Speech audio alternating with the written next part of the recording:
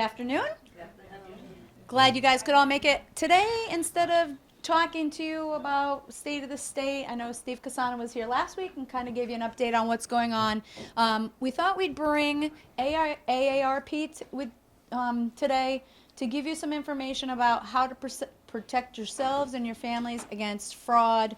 There's been a lot going on lately. In the news you've seen with being hacked, bigger companies, celebrities.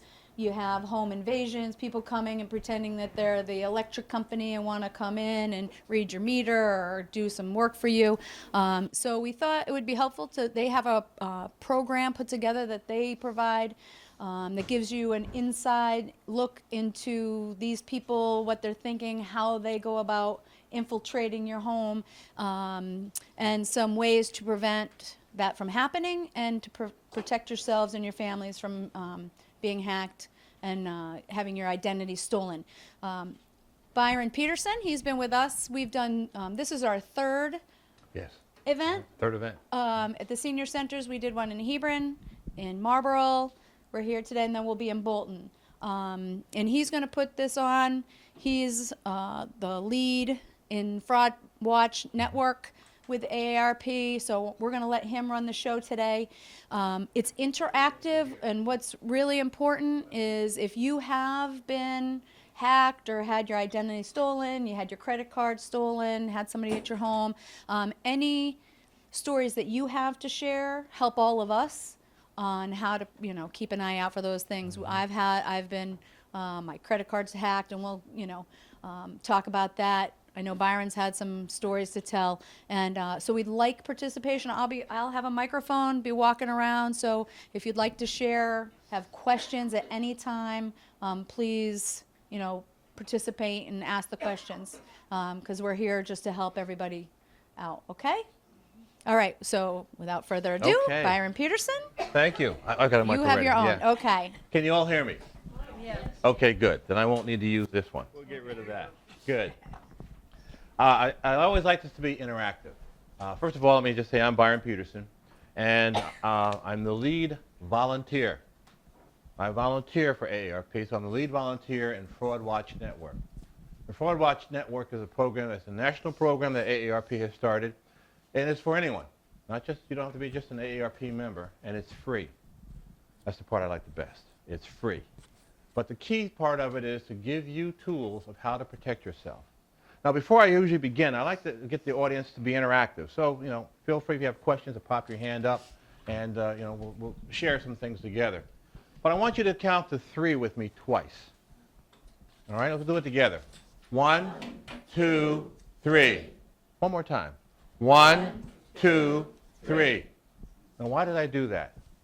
Just to let you know that every 2.6 seconds, someone in the United States has had their identity stolen.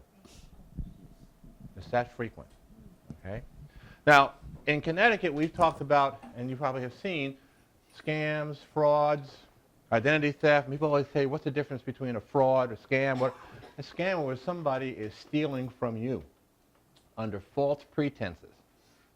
Right? And we've heard a lot about the scams that have existed here in Connecticut. Can anybody here tell me what you've read in the paper or heard about a recent scam here in Connecticut? What about the IRS? Oh, yeah. Okay. We had a gentleman in Stamford who gave up $13,000 because he got a call. The IRS, they threatened him, saying, look, we're calling you, and if you owe IRS money, and if you don't pay this, and they usually say immediately, all right, then, we're going to have someone come out, and you'll be arrested or you'll be sued by the federal government. Yes, ma'am. My daughter right here in town and her husband had filled out their tax form and were expecting a refund, and then somehow somebody else was supposed to get it, but they called the IRS. I don't know whether they got a scam call, but maybe. And they thought they should contacted IRS, and the IRS caught it and stopped it. They got the refund, and the scammer did not. That's good. That's what happens. Now, let me ask you another question here. Something that happened last year that many of us tend to forget about because it was last year. Blue Cross Blue Shield. Oh, yeah. How many here are members of Blue Cross Blue Shield? Or were? Were, yeah. Okay. Now, I was not a member of Blue Cross Blue Shield here in Connecticut. Before I retired, I was an executive with Emerson, and we provided insurance through Blue Cross Blue Shield Alabama to all of our 40,000 employees here in the United States. However, I live here in Connecticut, so when I had a claim filed, Alabama would process it through their wires electronically, send it to Connecticut. Connecticut would cut the check, and I would get it. So Connecticut has all my health information. One thing they don't have, thank goodness, they don't have my Social Security number because that resides in Birmingham, Alabama. Well, the problem was, a year later, I get an email, or actually I get a letter, telling me that my records have been compromised. So it wasn't just those of you who live here in Connecticut who have Blue Cross Blue Shield. It's any one of us who are part of the Anthem system nationwide, and you reside here in Connecticut. Now, if they've offered you the free credit protection, take it. I did. Good. Don't hesitate. The reason why I say that, the district leader AARP here is Jean Caron. Jean Caron and I talked, and you know Jean. We'll see her at the next meeting in Bolton. Jean gave me a call and said, Brian, I need your help. What had happened to Jean was similar to your daughter, and that she had to, well, actually, she didn't have a refund. She had to pay IRS. This was a little funny one here. She had to pay IRS. So she and her husband sent the check in. They got contacted by IRS, like, what are you paying us for? We just sent you a refund. And she goes, I owe you money. Well, we sent you a refund. Through Blue Cross Blue Shield, someone had hacked in, got her identity, her Social Security number, filed a false claim, and got a refund. Right, so she's laughing because she paid the government. She doesn't worry about that, but now she's worried somebody has got her identity. Okay? So you have to be aware of that. An example is I told Gail and others, with my wife and I, my wife likes to make these photo albums. Right? How many like the photo albums? Go to, online and make. She loves to do it. She made one time, and I remember the night, it was 11:59 p.m. She got it all done, sent it in, and I said, well, Ms. Peterson, you've been a customer. Do you want to send a check in, or do you want me to put it on your credit card? She said, how much? $1.99. Oh, put it on a credit card. I'm laying in bed, trying to go to sleep, politely. Honey, what card do we put it on? I said, oh, American Express. She goes, oh, I'm going to go to sleep. And I went to sleep. 7 o'clock the next morning, I get a call. Mr. Peterson, American Express Investigation Services. Is your wife with you? Yeah, we're home. Put her on the line. Bottom line, she discovered that between 11:59 when she sent it in to that company, they asked her simply, did you buy a car in Atlanta, Georgia from Avis for $28,000? She said, I'm in Connecticut. Did you, how much did you really spend? $1.99. Bottom line is, by 7 o'clock, I had over $400,000 worth of charges on that card. Now, people say, gee, how much? Well, I happen to have been an international exec, so I had unlimited with American Express. So, but they knew my habits. But when I asked them what triggered it, they said, well, your wife has a secondary card. She never spends anything on a card. So when we saw this, we knew something was wrong. But in 7 hours, $400,000. So it lets you know these guys and ladies are very, very good. So that's one of the scams. One of the other scams, yes, ma'am. These people, is it all just free for them? Do they ever get caught, or? Yes, they do. Unfortunately, we don't hear too much of that, but they got caught. 2 months ago, or last month, we had a big identity theft ring in New Jersey, got caught, and they caught 11 people. And I smile and say, yay, they got them. But there's only one problem, is you've lost your money. And you usually don't get that back because it's been shipped somewhere else, maybe overseas, whatever, all right? Yeah. So that's the sad part of it. The happy part, they got it, broke that ring up. The sad part is the money's gone. Now, just from scams, last year, Americans lost $18 billion. Amazing. 13 million Americans were scammed last year. And that's those who reported it. There are those who don't report it because they're embarrassed. I don't want anybody to know about it. Or don't know. Or, that's true, or don't know. Because sometimes, like, I had a situation with one of my credit cards, a Discover card, and I got a call from the company saying, we see this charge for $3.99. It was a very small amount in Pennsylvania or somewhere. Did you make that purchase? I'm like, no, I live in Connecticut, haven't done any of that. They said, okay, well, they stopped it because then they had a follow-up to that for thousands, like $15,000 worth of travel, airline tickets. So they had noticed, they caught my habit, realized I don't shop in Pennsylvania, and then so they didn't process it through. They called in advance. So luckily, That's but good. if the problem is some of these people, they'll go and put little small amounts to test the waters, $2 or $3 here to see if anybody notices. Now I don't usually look at my bills. I just kind of pay it every month. I pretty much know what I buy and have an idea roughly what the amount's going to be. But they can throw on a $3 here, $3 there, and if they get through, then then they know it's not being watched. good. I'm going to try for bigger Right. amounts of money. So. Right. I think you had mentioned, for the protection through Blue Cross Blue Shield, they offer the free service. Many credit cards offer that service as well now. They protect you. And so if you're looking to buy a new credit card, you want to make sure that they have that service available. It's usually for free. And they do a great job of monitoring your habits and your purchasing. I actually had an issue abroad. I was in Spain, and I had called my bank, let them know we'd be gone a certain amount of days, this is where we'd be. And we went over and I bought my mother-in-law a nice piece of jewelry, which was rather expensive. I couldn't even put it through. They stopped me, they closed my card, and I looked like a fool, but I was like, what happened?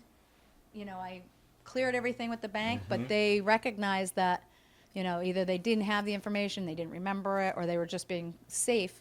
But I couldn't use that card, ended up not being able to use the card on my trip. Luckily, I had another one. But, at least I was protected and know that they're watching out for me. So that Right, was, it right. was comforting to know that. Yes. Put a limit when I got my MasterCard years ago, $100. Mm-hmm. Anything over 100, they call me, or I call them, and I have a PIN number for them to give. And I bought my husband a tractor a few years ago, and it was like $400 something. And I forgot to call the credit company. And getting home from Colchester to home, the phone was ringing. I said, yes, I did, and I was just ready to call them. Good. I did buy the tractor, so I have $100. That's a Good. idea. That's a good idea. Yeah, because I said if I bought, I'll just give him a call if it's Yep. over $100. And that's the thing, you have credit cards, call the companies. Let them know that they're very, very responsive and they're very good at making sure you as their client is protected. Now, we had a couple other scams going on. And one thing I say to people, if you think that you are a victim or potentially a victim, stop. Because people always say to me, well, why? Why do people fall victim? All right, what happens? I mean, how many here are grandparents? Okay. If you get a telephone call and it says, hi, Grandpa, it's your grandson. I'm in trouble. What are you going to say? Which one? What do you need? How many might say, are you okay, Dan? Where are you? You might slip that name out. All right? Now the person's got it. Oh, I'm okay, but Dan, you don't sound like yourself. I was in an accident. I broke my nose. That's why I don't sound like myself. And they'll go on, and you're hooked. All right? You're concerned. You're upset. You're emotionally charged. All right? Now, I say that because we had 3 families in Reading who had the grandparent scheme in 1 week. Reading is a rather affluent community in the state. And in 1 week, they gave up $191,000. All right? And they were aware of it. They were concerned. Now, the bank, if you go in, and the banks are now coming up to life and protecting a little bit more. This individual went in 3 times and withdrew large amounts of money. $30,000, $40,000, $51,000. They knew him. He could afford to do it, but nobody questioned him. The bank people said they didn't want to intrude. All right? And a lot of us might get a little upset if a banker, your bank person comes over and says, you just took out $500 and you want to put it on such and such. Are you okay? Most people would say, don't bother me. I don't want you to, this is my private, right? You get a little insulted, but instead of sitting there thinking that maybe they're asking because they see something that I'm doing that's unusual. And the bankers, many times, they have fallen off from doing that because they didn't want to upset you. My bank always asks for my ID. Mm-hmm. Always. Even if I'm depositing money. Mm-hmm. Mm-hmm. But it's like, geez, I could have deposited in someone else's account, but That's I true. still gotta show my That's true. face.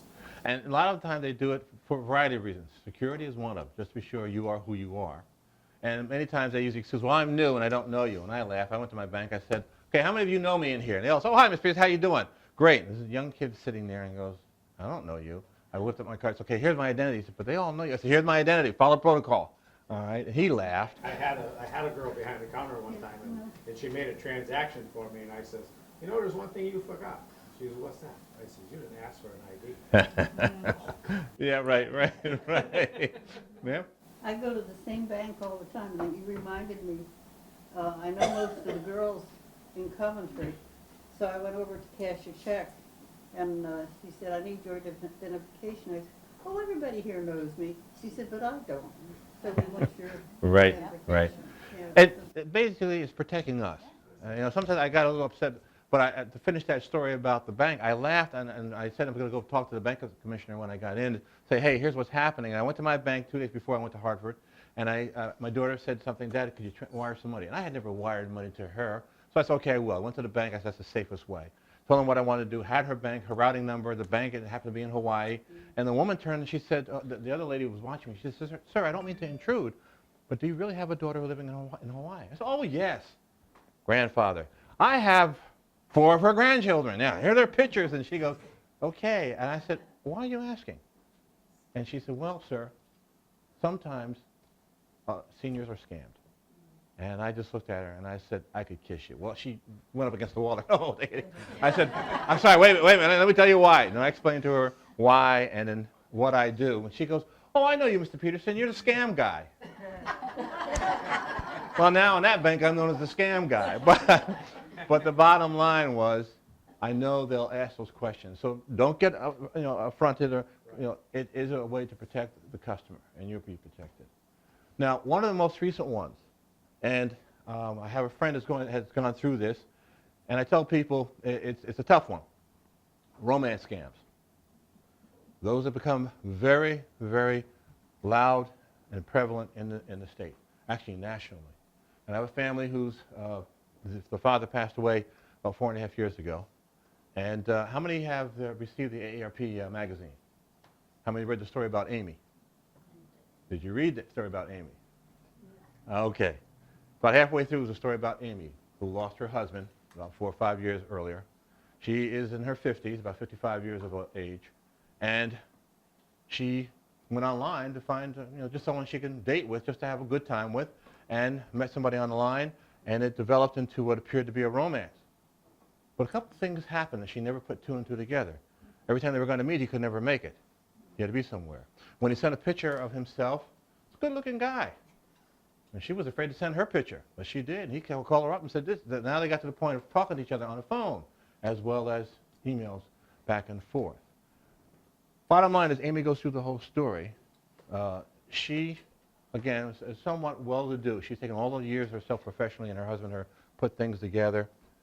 She eventually ended up helping this guy financially and gave up almost $300,000 before she realized, I think I just been scammed.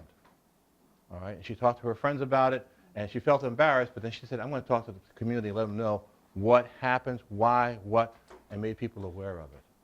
So it's something I warn people, and it's not just women, men are involved. I went to a session in Heritage Village, which many of you know is a senior community in Southbury, and before we even began the program, I had 2 women pull me aside and told me about potential scam. One woman had a check in her pocket and said, I'm going to mail this out today. I said, before you do that, hear the presentation. We had the local police officer there that was also going to talk to the people as well. At the end of it, I said to her, okay, ladies, now do you want to talk about this romance situation? Everyone says, no, I've got my answer. I've never met the guy, and now he wants $2,000 because he help him buy a house. I'm going to tell him to use his family. I'm not going to do that. The other woman turned around and she said, oh, I'm going to mail this to him. And I looked, the check was in shreds. I said, don't even mail the shreds. He might pull it together and still get you information. But after they left, a gentleman walked up and he said, I didn't want to say anything, but I met the most beautiful woman of my life online. She is gorgeous. We've been together online for 6 months, and, you know, I helped her buy a car. And I go, mm-hmm, yes. What did she look like? Well, he said, she's a rather attractive woman. He pulls out the picture, and I looked at her, and I go, very nice woman. He goes, yes. He said, I never thought I'd find another woman like I did with my wife. I said, have you ever met her? No, haven't. Now, the two ladies overheard that. They came right back, and they knew him. You know, I was like, George, are you a fool? Didn't you just hear what we went through? He said, but they're gorgeous. She's a gorgeous woman. Yeah, but she's taking your money. I'm walking away. They're arguing about this, right? Bottom line was he started thinking about it. He goes, yeah. I said, George, let me ask you a question. How old are you? He said, well, young fella, don't worry. I loved it when he said, young fella. Young fella, he said, don't worry about it. He says, I'm 89, and she's 85. And I looked at her, and I go, she doesn't look 85 to me. You know? Okay, George, she's well preserved. But by the time he walked out, he was questioning himself. Thanks to those two ladies also harassing him. They all live in the same area, so I'm hoping they convinced him this is potentially a fraud. Yes, ma'am. It's they could send a picture of anybody, it's probably not them. Absolutely, absolutely. That's Probably very true. some guy. That's it, that's it. And I wondered sometimes about the two ladies because they were friends and they lived in the same area, if it wasn't the same guy on the phone who happened to hook up two ladies that are friends. Yeah, never know. But anyway, you have some things we gave you. We gave you 2 books. One is called The Con Artist Playbook. The other is called the AARP Watchdog Alert. And then inside the colorful brochure, inside the colorful booklet, you have a half sheet. It's the Fraud Watch Network.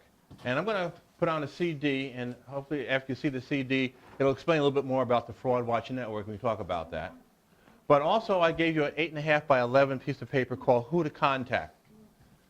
In the state of Connecticut, AARP and them are part of the Elder Justice Coalition, Elder Care Justice Coalition in the state of Connecticut.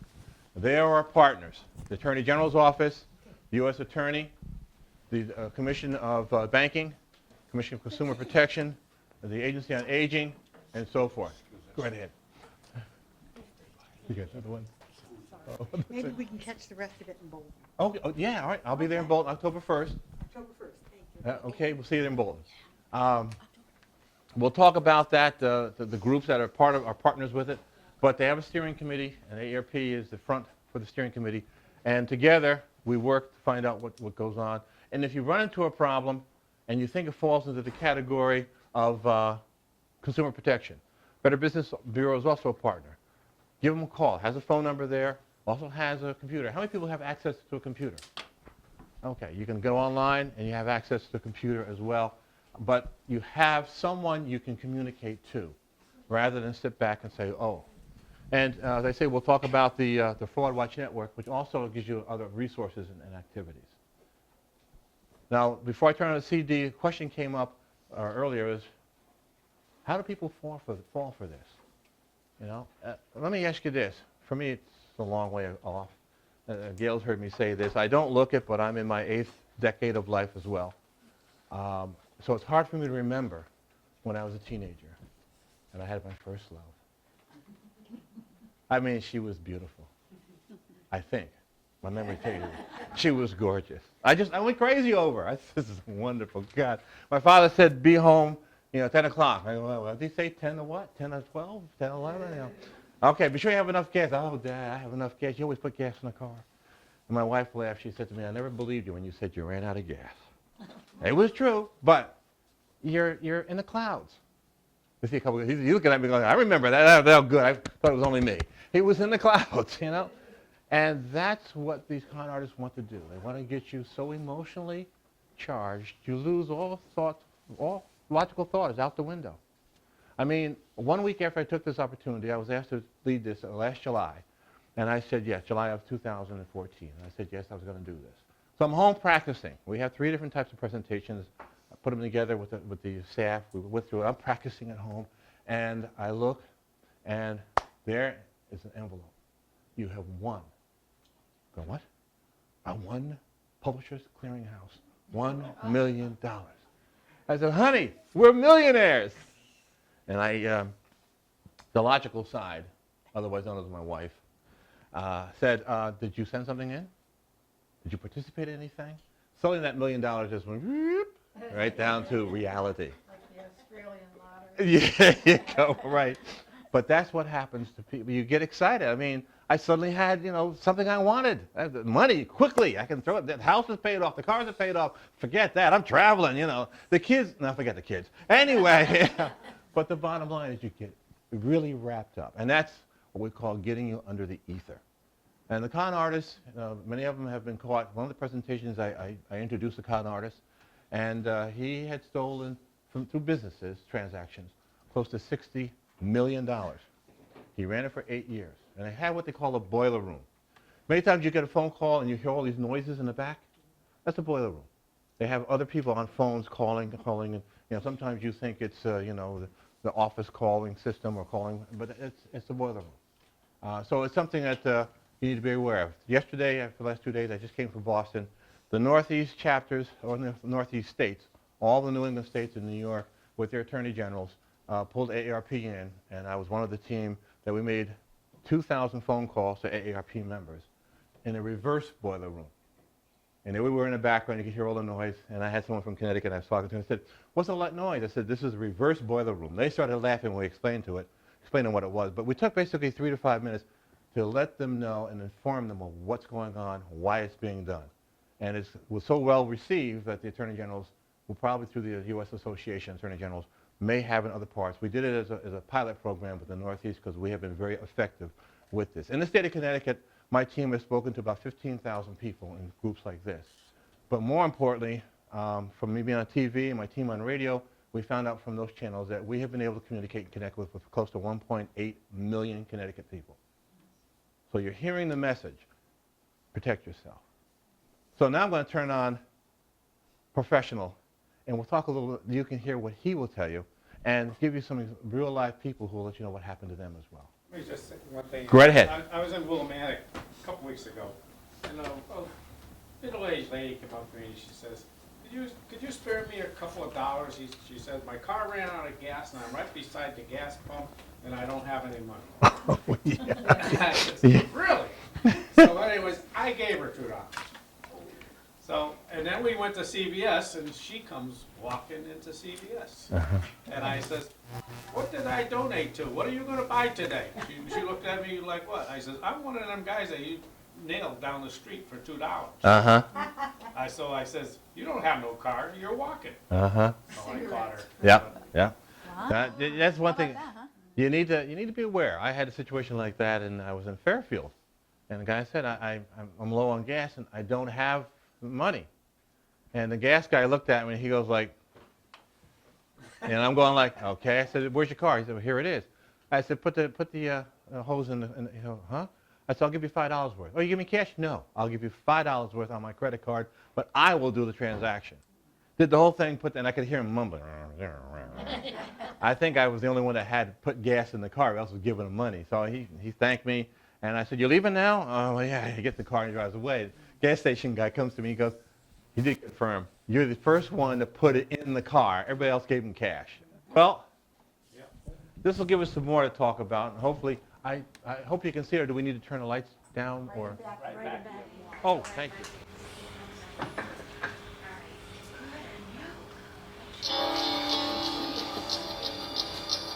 The criminal must persuade you to voluntarily go along. To become a consumer fraud victim, you have to agree to be robbed. I went along with it all the time. They knew what chains to pull. They knew what would excite me. He was such a gentleman, and he had such a nice voice, and really sold me on it. Whether it's over the phone, at your door, over the internet, or through the mail, hucksters take more than $40 billion a year from their victims. How much money did you lose? $300,000. At least $40,000. Then I sent $2,000. Then I sent $3,000. I just whipped out my checkbook and wrote a check for $20,000. What makes a person write a check to a criminal who may be thousands of miles away? These tactics are so powerful. They use them with such intensity that it is difficult to say no. Anthony Pratkanis is a professor of psychology at the University of California. He's a leading researcher and author on the science of persuasion. The research conducted by Dr. Pratkanis and his colleagues has identified common psychological tactics that con artists use in their scams. These strategies tap into our deepest emotional needs. Some of the most common are phantom fixation. The criminal invents a prize or reward. The chance to win is so attractive and compelling that you ignore your own good judgment.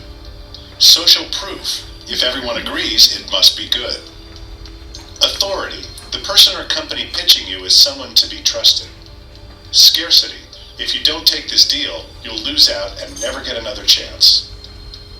These strategies are also used by legitimate businesses to sell their products. Once you learn these psychological tactics, you'll see them all around you. They're the foundation of modern advertising.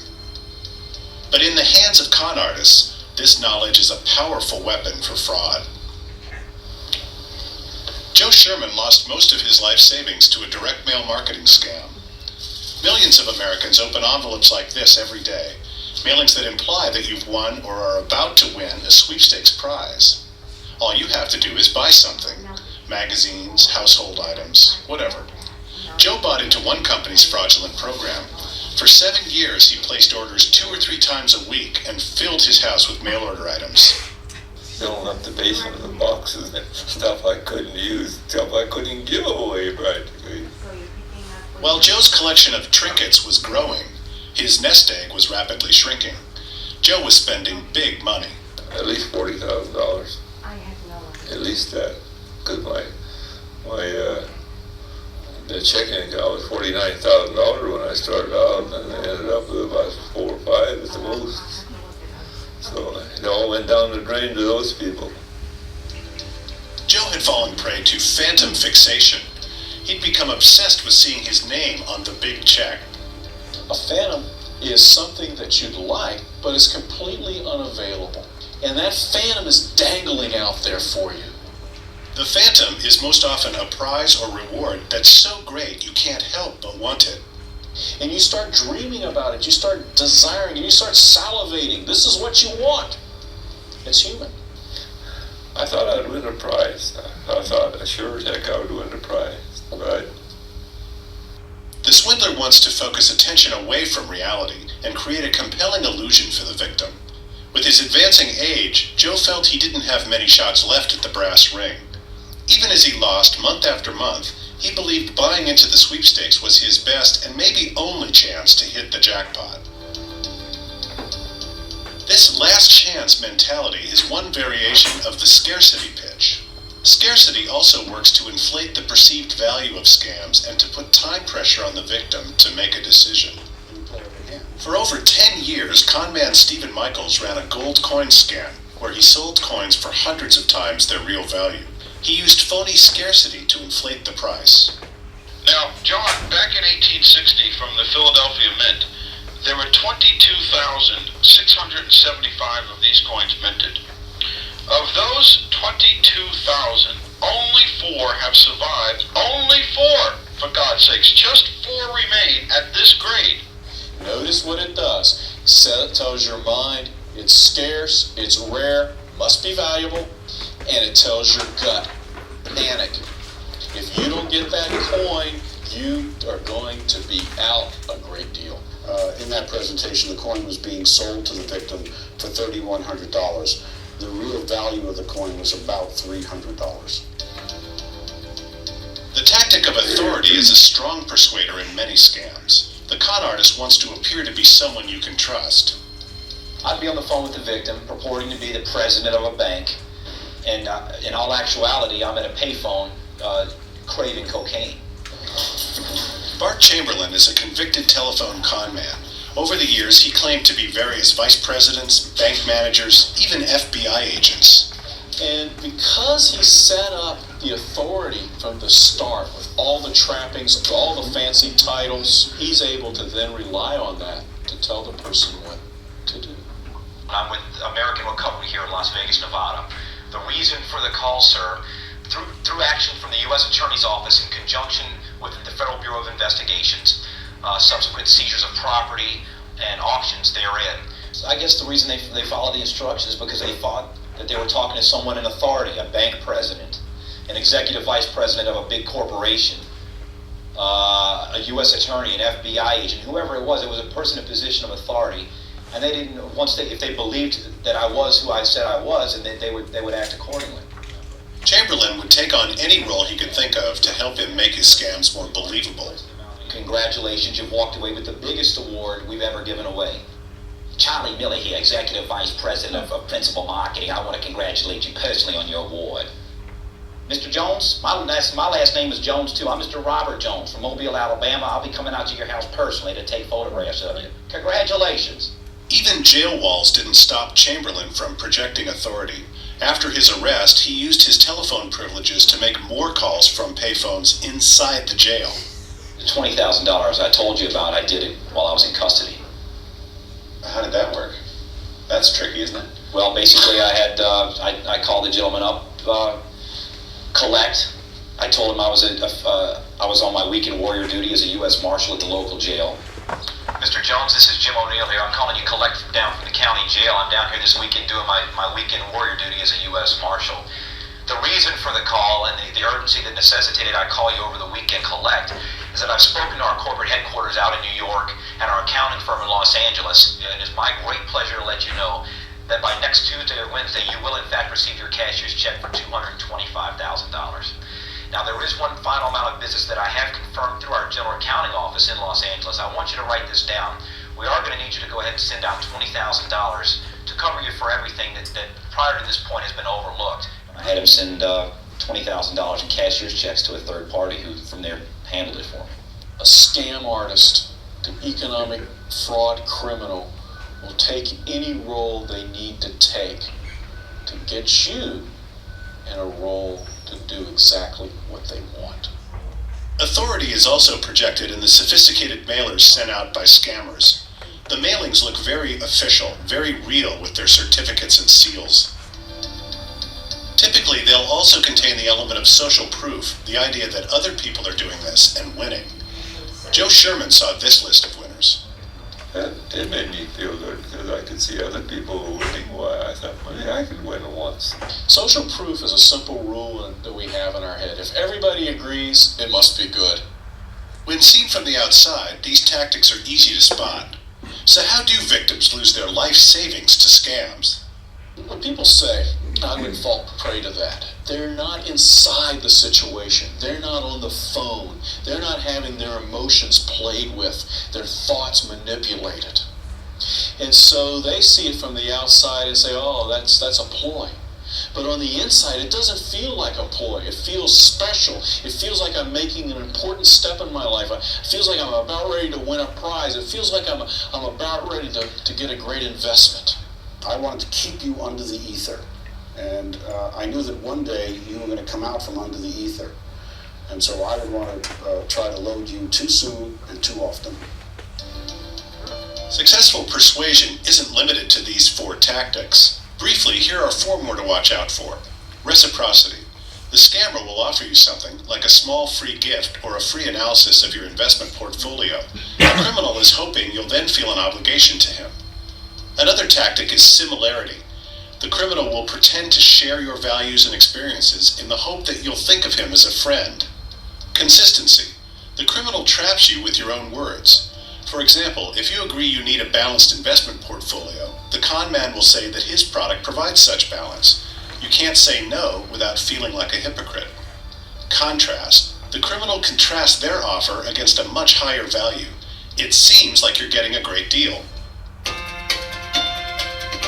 A great place to see multiple persuasion tactics at work used by a legitimate business are the television home shopping channels. We've created our own parody version so you can try your hand at spotting tactics. See how many you can find in the Smart Shopping Network. Ladies and gentlemen, I have to tell you that I have never seen anything that we have ever offered here on the Smart Shopping Network that is getting the response we are getting tonight for the miracle shim. Look at that, isn't that attractive? And if you have a chair or a table at home that's a little tipsy, and I bet a lot of you do, there is no better product you can find than the miracle shim. Now, look at this chair here, a little tipsy, isn't it? You probably have one like it. But you just slip one of these little pieces right under that chair or table leg, It's not quite touching the floor as well as the others, and voila, problem is solved. Now, isn't that something you need just about every day? Yeah, I know I do. These are the same shims used in the White House, Buckingham Palace, the Taj Mahal has lots of them, and all of Donald Trump's homes too, every single one of them. You know, Princess Diana, it is said, would not sit at a table until it had been specially leveled with miracle shims. She had a guy with her, went with her all the time. He had a bag full of shims. True story, true story. Now that is class. Now I'm going to be honest with you. You cannot find miracle shim in the stores. You just can't. They're not available in stores. They're not available from anywhere but right here, right now, from me. And they're not going to be here long either, believe me. If you were lucky enough, though, to find them, you would expect to pay over $200 for a set like the one we are offering here tonight. But that's not what you will pay if you order right now. No, we are offering the miracle shim for just $49.90. Did you hear what I said? Or 5 easy payments of just $9.98. Now that is more than half off the list price, and again, it is just $9.98 regardless of whether you want the cedar, the pine, the oak, or the hickory. Now that is just unreal. I have these in my house. I also gave a lot of them as Christmas gifts this year too. My mom loves hers. You know what? She got the cedar set, and she doesn't have any more tipsy chairs or tables. She also doesn't have any more moths. Okay, I'm told the hickory now is really selling like hotcakes. So let's take a look at the counter, and whoa, my goodness, over 12,000 sold just since I've been on the air. These sets sold out completely last time we had them on the air, so I'm not surprised by that. We have got Bernie from Normal, Illinois on the line. How are you, my friend? Hi, I just called to say that I love my miracle shims. Do you now? I just bought 3 more of them tonight. Ooh, 3 of them? Yeah, and my neighbor's trying to get through to you right now to buy some. Well, you better hurry, because I'm told the cedar just sold out. I bought one for my wife. Our anniversary's coming up. Your wife has herself one thoughtful husband. Yeah, well, you know, it sure beats buying a new dining room set. Well, thank you, Bernie, and you know, he raises a very good point, folks. New dining room set, several $100s. You want to impress your friends, you want to feel real elegance in your life, you want to sit at your table or sit on your chair feeling like Donald Trump. Well, with the miracle shim, you can. For only 5 easy payments of $9.98, as the kids say, that's a no-brainer. But I'm being told now the miracle shims are all sold out. They are all gone, except for this one here under the chair. Oh wait a minute, I just thought of another one we've got right under the table here. We'll sacrifice that, but you better call now before it's gone too.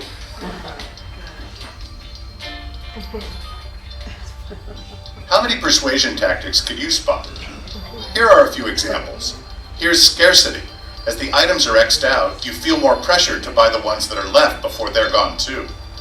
Here's social proof. The counter shows all the other people who bought the miracle shim. If other people are buying it, it must be good. Here's authority. The TV host says he's never seen a more popular product, so it must be good. Here's more scarcity. The timer ticking down means you don't have much time before you could lose out on this buying opportunity. You get the idea. AARP is working to empower you with the best defense of all, awareness. That's why we've developed the Fraud Watch Network, an online resource to fight fraud at www.aarp.org/fraudwatchnetwork. On the website, you'll find the latest information on current scams and the tools you'll need to fight back against fraud.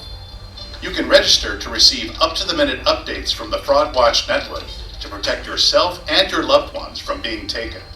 Visit aarp.org/fraudwatchnetwork and sign up today. Finally, after viewing this video, share your knowledge with family and friends. Together, we can all be fraud fighters.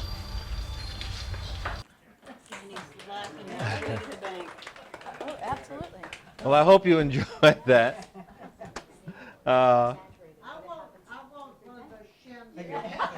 You want one of those shims? Oh, you're welcome. Well, I have to tell you that that program was set up by AARP. And Pat Cashman is really, he is a pitch man, but That was set up by us just to give you, very serious. You know, he had a few smiles there, but very serious. Okay, what I'd like you to do is, if you notice in this book, I just mentioned the Fraud Watch Network.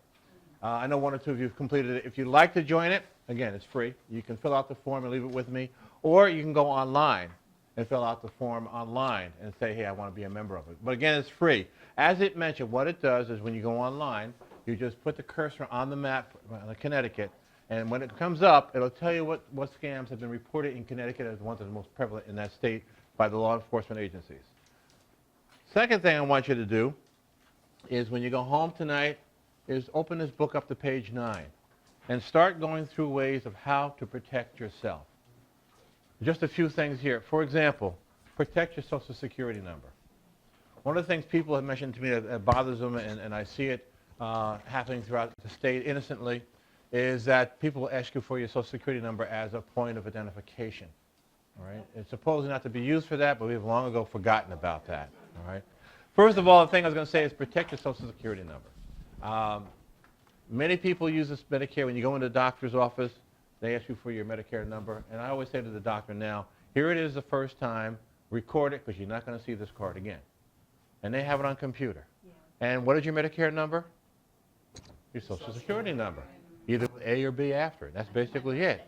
All right? I give it my birthday. Ah, okay. You got a good doctor. So, but one thing you need to know is after all the years of our complaints and so forth, the AARP has brought this up to Congress. President Obama several months ago signed into legislation, into order, that beginning this year, all new Social Security, beginning in 2016, all new Social Security recipients will no longer get their Social Security number on the Medicare card. There'll be an ID number, which can revert back to your Social Security number. You and I, who currently have our Social Security numbers, in 4-year period, they will then start transferring our cards and changing them from Social Security number into ID numbers. So at least that's one thing we can avoid having a problem with. Can't you protect that too? Well, the ID number is not going to, they can't use that to get to your Social Security. It's like the credit card. Maybe you have credit cards. You know what the credit cards are doing? They no longer show the credit card number on. They show an ID number. Their systems will refer back to your ID, but the person can't get. You had your name up at top. Well, today, up until about 2 years ago, as my sons went through the service, my daughter as well, they had their Social Security number there. And I said, that's stupid. There's your uniform being pressed, and there's your name and your Social Security number. All right, that's stopping because of easy access. A number of places that require you to provide your Social Security number, banks, whatever, but now when you have to confirm, it's just the last 4 numbers. So at least you don't have to put out the whole number. It's just always the last 4 to verify who you are. Now, the other thing, too, is any personal papers, protect them. Shred them if you can. If you don't need them, shred them. Don't throw them in the garbage because, people have gone through the garbage sometimes and stolen. So shred them. And that way you don't have to worry about it. And the AARP has had some shredding events. The last one we had down at Fairfield. They're having another one, I think, somewhere around here. We'll be having one at RAM on November 7th also. Good. And there'll be information coming out about that. Take it and get your stuff shredded. If you do have a shredder at home, be sure it's the cross type. That way it shreds it in little pieces and not in line. And if you have a wood stove, burn them. That's a good point, too. Yes. Yes, ma'am. I have a hotline that monitor all my accounts that go in. If there's anything that show up, they notify me right away. That's, and there's an advantage to having that if you want. That's a good point. Good point. Another thing, when you get your bills, monitor them. I think as Gail mentioned to you earlier, sometimes they'll try and sneak in like a $1.99 charge, and you go like, what is that? And my most embarrassing moment with my wife is I'm sitting there. I looked at my American Express bill 2 months ago, and I said, what's this charge, $49.99? I don't know. Who is this? And I called the organization up, and he said, well, sir, we do this, this, and this. And I go, I don't recognize you. So I called American Express, and they said, hold on. While you're on the line, we'll call their offices, their security offices. They called them, and they got hold of the gentleman and said, oh, Mr. Peterson, we got your number here. He said, the last 4 digits of your Social Security number is, he runs it off, and I go like, yeah. He said, Mr. Peterson, we're your security outfit to protect your ID. You have us. I said, oh, I didn't recognize the initials. He goes, well, you know what happens after you turn 39. any case, as my wife laughed, if you could see, I became very brilliantly red. But protect your personal information numbers and your passwords. All right, I always tease this that we're working with the young people in college and many people in the office. I'll be talking to the Rotary next week. And one of the things I always catch them, I said, you get a new password. You put it on your list, or you put it where? On something to remember, right? Sometimes a sticker, when you put it in your, but where do they put that sticker when they're in the office? Right on the monitor. And everybody knows the password. So protect it. And with the passwords also, I'm famous for using the same one for everything I have, my pet, something very familiar to me. And it's really wise to every so often change them. You have to write them down, remember them. But I have a list of different passwords. I can't keep track. But at least if they infiltrate one source, a credit card, they won't be able to get through to all of them, which could be detrimental. If they get one, then they get all your bank accounts and everything. So it's good to every so often change them and mix that up. Good. The last thing here is, how many have a mailbox where they have the mail outside? And how many of us have gone and done what we've done for years is, I want to send a bill out, but I can't get to the post office, so I throw it in the mailbox, flip up that red flag, mailman to get it. Who have I just told that I have something in the mailbox? Everybody. Everybody. And so, scammers or thieves can come in. I had one woman down at Stanford said to me, she kept wondering why certain mails was missing. She gets a call from the gas station saying, can you come down here? Somebody is throwing your mail in our garbage. And sure enough, there was her mail. They had collected several days of it because somebody had stole the mail. They had opened it up. What were they looking for? They were looking for her payments to a credit card company so that they had her credit card account number at that time. They had her checking account number, her address, and her routing number. And she knew somebody could steal her ID. So I say to people, go to the post office. I'm half at fault. I put envelopes in there, but I don't put the flag up. Ah, okay, all right. And the mailman will pick it up. That's a good idea. You know what's sad now too? UPS and whatnot. Yes. They're leaving packages right on people's doorsteps. Yes. And someone's coming to pick them up, and yeah, right. And it's frightening. I mean, I got tickets to the Big East many years ago, and they said, well, somebody shipped it to you overnight. Overnight came and went, and nothing. I called them up, said, did you ship it? Yes, we did. And we have someone's signature. I said, what address did you send it to? Well, it was 147. I said, send it to the wrong address. But it had to be my neighbor. My neighbor was an invalid and was in a wheelchair and couldn't get out. And so I walked over and knocked on the door, and he goes, oh, you finally made it. And I said, oh, he said, I've been next to you for 2 years. I don't know your phone number. Okay, 929, I gave it to him right away because there he's holding up the Big East tickets. I'm going like, my son would have shot me for not having it. But anyway, so, but it can happen. Yeah, and with the UPS, I have a covered porch with a little table right next to the front door. So you have to make an effort to come up onto my porch to get. I have UPS, they drop my boxes right on my driveway at my garage door. And I've called numerous times. I'm like, I have a front porch for that purpose. Yeah. So it's covered, it's protected, they're and getting old like they just drop it in my driveway. Instead of putting it on the front, leaving it in the front, they would walk around to the back of the Yes, house. yeah, right. That's what they do mine. They do. So, yes, ma'am. You. I have a thing to address, I've had that too, they would leave it in my driveway in front of my garage. Yeah. Well, I can't see that from the house, but everybody can see it from the road. Yes. I Yes. complained to UPS, and now what I do is when I order anything, I ask, how will this be shipped? And if there, and you can do it online too, there's little remarks. Yeah. You put leave package. Leave on package deck. with, And right, that's right. what I do, Yeah. they gotta come up the stairs. Yep. So what, they need the exercise, leave it. Leave it there. And nobody else You got can it. really see it. You got it. But I specifically ask, if I'm Yep. gonna order anything, I want to know they're gonna do that. Take advantage of what's available to you to protect yourself. So the last thing I'd say, one of the three things, first of all, I will go out and get the other books. That's it. Second of all, I want to thank you for having me here. And third, Pat Cashman was wrong. He didn't have the last shims. I do, and I will sell them to you for $9.98 too. Thank you.